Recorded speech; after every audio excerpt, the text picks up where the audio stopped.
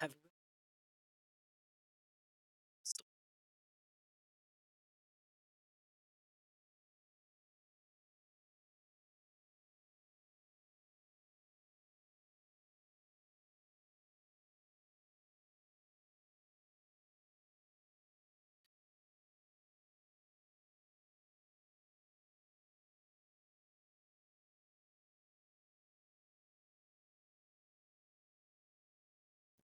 I find it very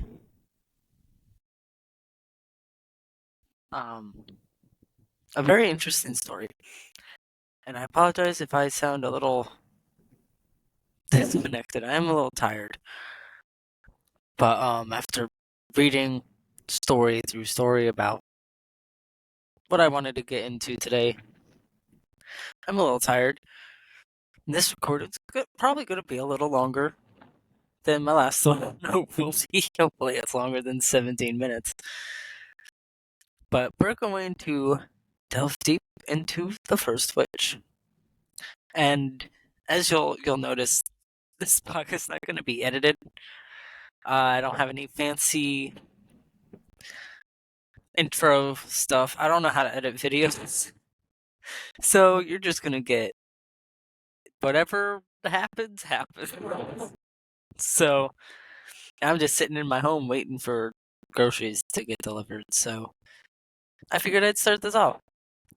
So I'm going to be talking about the first witch, and I have all of my notes that I took on my phone right in front of me, so you'll see me looking down at it. I took my glasses off, so I'm having a little trouble reading. Can't tell. This is really small text, so I'm having a little trouble reading. But so today, as I said, we're going to be talking about the first witch. We're going to delve into a lot of intrigue and mystery that's surrounding this witch. And it'll also help us dive into the origins of witchcraft and its influence on society. So we're going to be exploring her life, her earlier celebrations, how she used spells and charms, and figure out a lot about how she was able to acquire the type of knowledge and insight that she did, and how it affected other people's beliefs. And we might also get to know a little bit about why we call her the first witch. So, I'm going to start with the origins of witchcraft.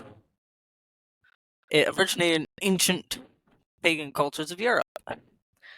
One that I practice is Celtic paganism. I'm more aligned with that. I have a very strong German and Irish and Nordic ancestry, and there is a wide variety of different pagan religions around those areas of the world.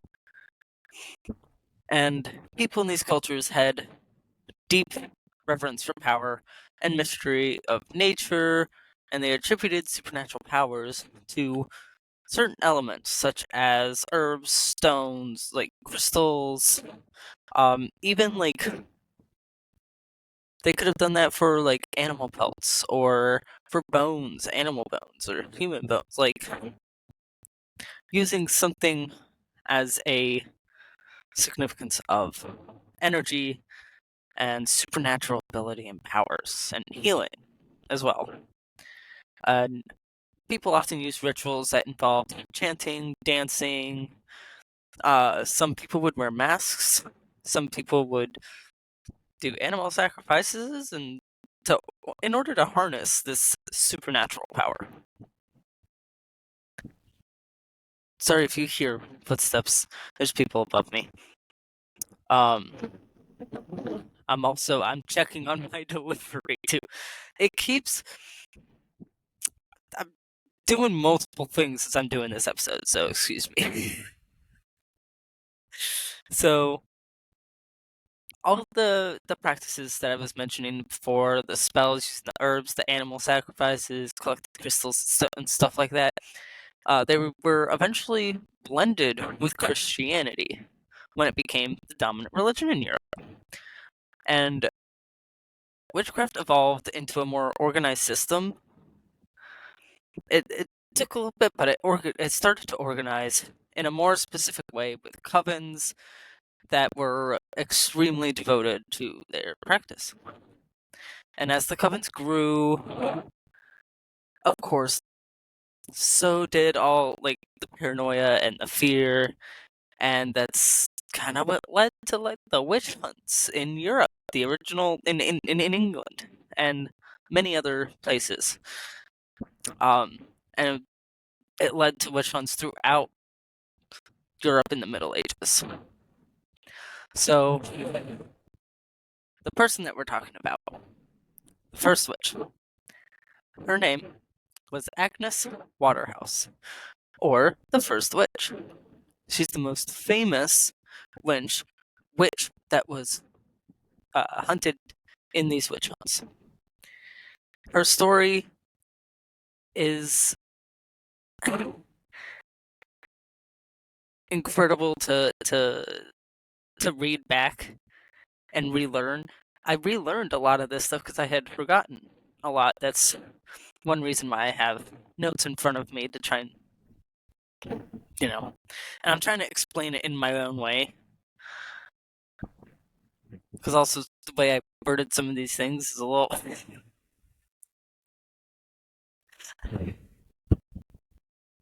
Having ADHD does not help you're trying to focus. So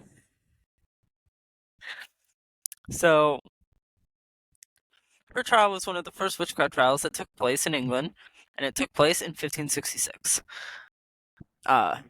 Basically, her brazenness made her one of the most infamous women to be targeted in these witch hunts. And her brazenness also made her a symbol of strength for generations to come.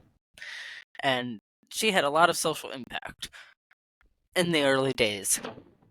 From the dawn of the Middle Ages, there was a plentiful amount of witchcraft stories. Like, it was crazy how much it spread like wildfire.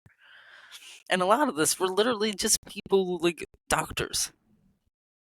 Most of the people attacked for these things were literally just what we would call doctors today.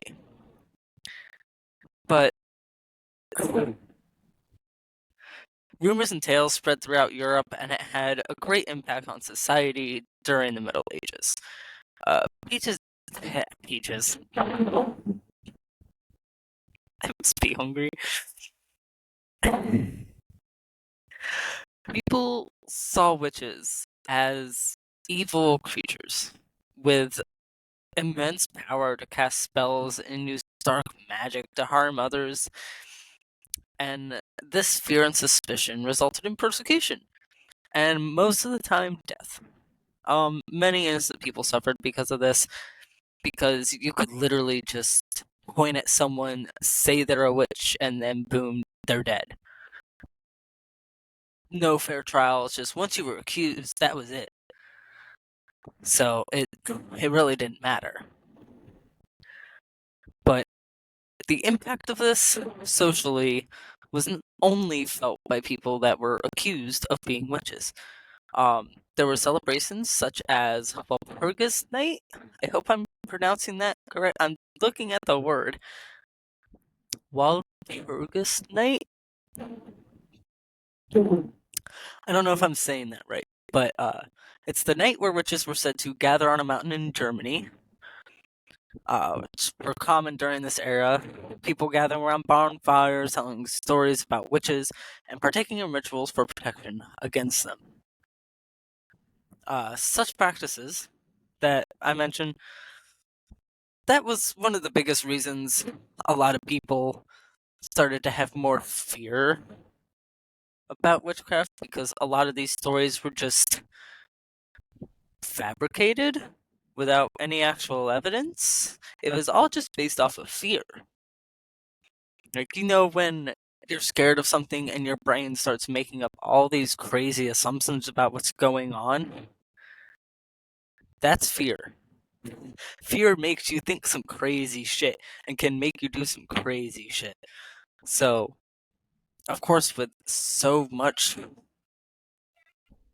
That is my notification tone. I'm sorry about that. That was for anyone who knows what song that's from. Drop down in the comments. Um,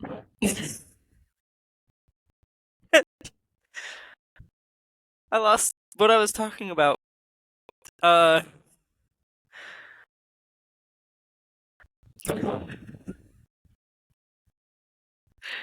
seen ADHD at its finest, folks.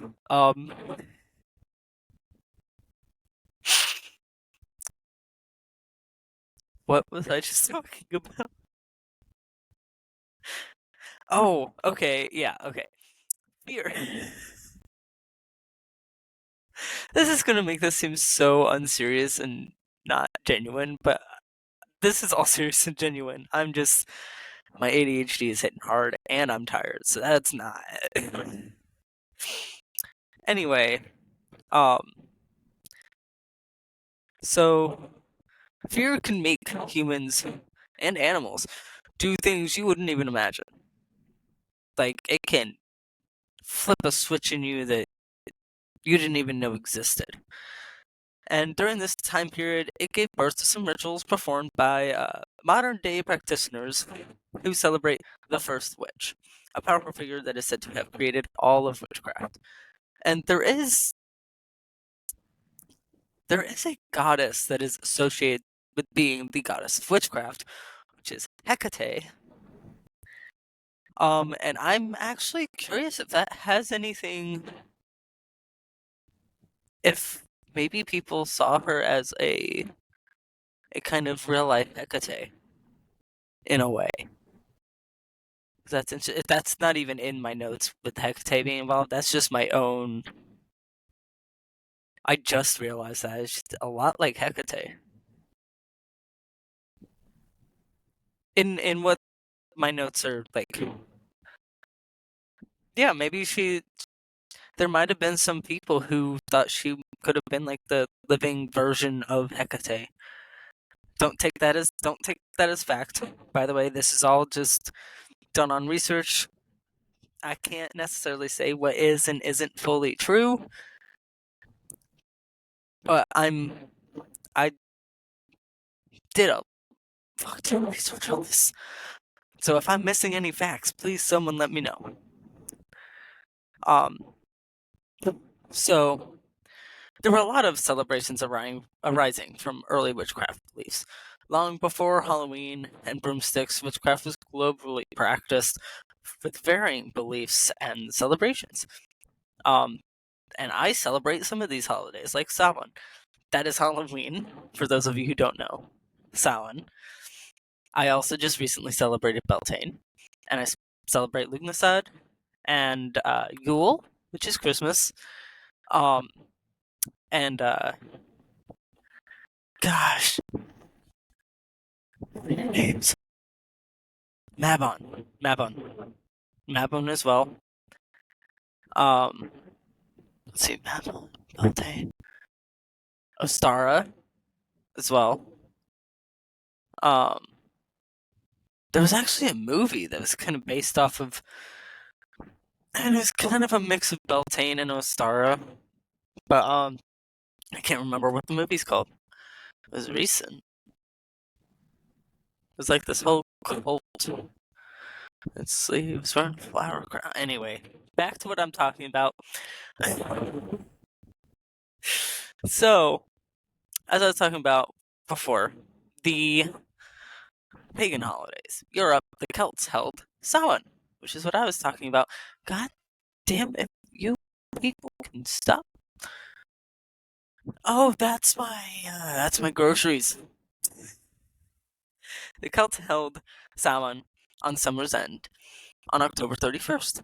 This marked the end of their harvest, where they believed the border between our world and the spirit world would blur, and it made it easier for our ancestors to come through, and for goddesses and gods and deities, and they would light bonfires and offer sacrifices to appease the gods, while villagers they would dress up in costume to ensure their disguise from unfriendly spirits. In Africa, West Africa, I believe they were followers of Odin. That's voodoo, known everywhere else as voodoo. And this cannot practice unless you are actually part of the culture. It is a cultural appropriation if you practice voodoo. So, yeah. So they believed that certain individuals had been given special powers by their gods. Traditionally, these people are known as medicine men or medicine women. They use charms, rituals to heal illnesses, protect crops from evil forces, or even cast curses on enemies.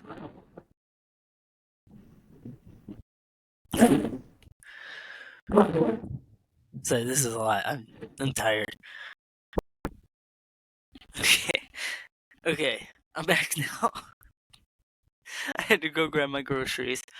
It probably didn't really seem that weird to you guys. I just sat back down, but I did pause the recording and restart it. So, continuing. In ancient Rome, historians believe that much of our current understanding of witchcraft comes from their beliefs in magic arts like astrology and alchemy and divination, which during that time were punishable by death. But witchcraft has been around for centuries in Europe, and it's rooted in so many cultures around the world.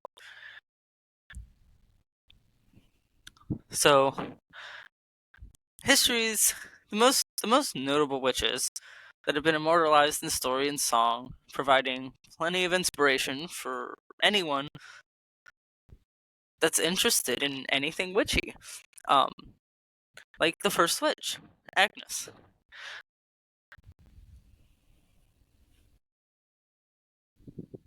Well, the first witch in regards to the witch trials. There's also the first witch as we talk about deities. So, Hecate, Greek goddess, ancient Greek goddess. She's the patron goddess of magic and witchcraft, and was often depicted as a three-faced woman carrying a torch or a pair of serpents.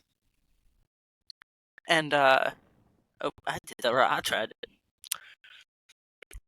Even though Hecate was seen as a powerful figure today, during her time, witches were viewed with fear and suspicion as the practice of witchcraft spread across Europe. So mythology ended up also spreading fear and suspicion. And it made people kind of believe witches could do more than they actually could. Um, and one such legend is that witches had the power to raise storms and blight crops. So you can't technically do that. You could be like, sit there, meditate, and manifest. But as a practice pagan, I say I don't believe witchcraft is real. Yes, I practice witchcraft, but magic is not real. Magic, as everyone thinks it is, not real. It's all science. All science. It's science and mental fortitude, like herbology. That's science based. That's what kitchen witchery is, and herbology. It's I use herbs as medicine. I feel it has deep roots in science, like the actual practice of it. Um, as the practice of witchcraft spread across Europe, mythologies they went widespread too, and some places it was taken in positively, other places it weren't. But today, Hecate and other famous witches are honored on Samhain. Um, the witching hour, when many believe that the veil is thin, is usually the time where you would celebrate Hecate or other gods and goddesses. Um,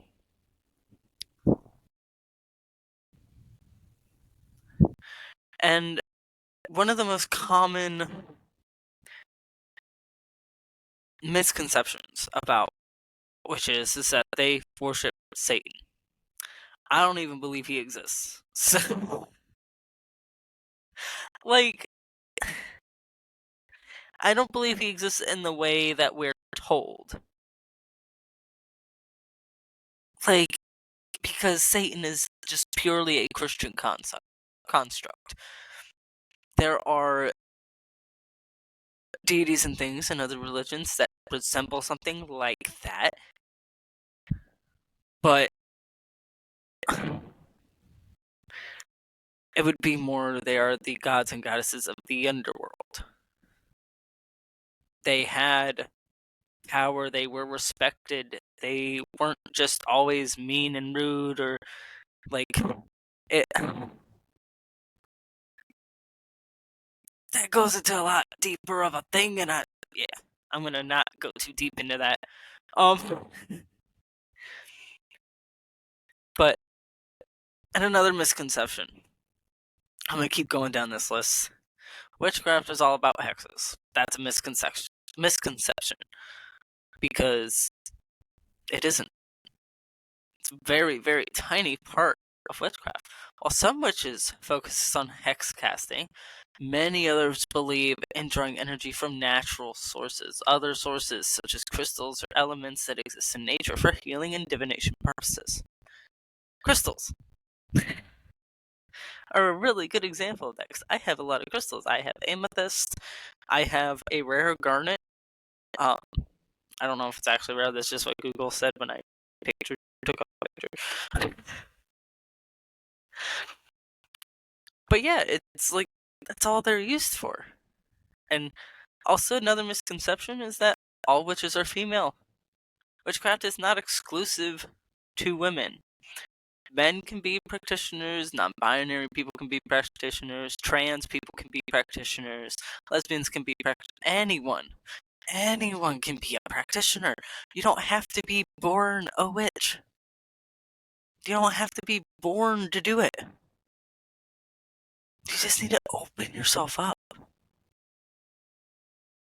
Open yourself up to things that are unknown. Now, don't fully open yourself. You gotta have some boundaries. You can't let the negative in. There's a balance. But you need to be more open to the possibility of spirits and something other than us, if that makes sense. Um,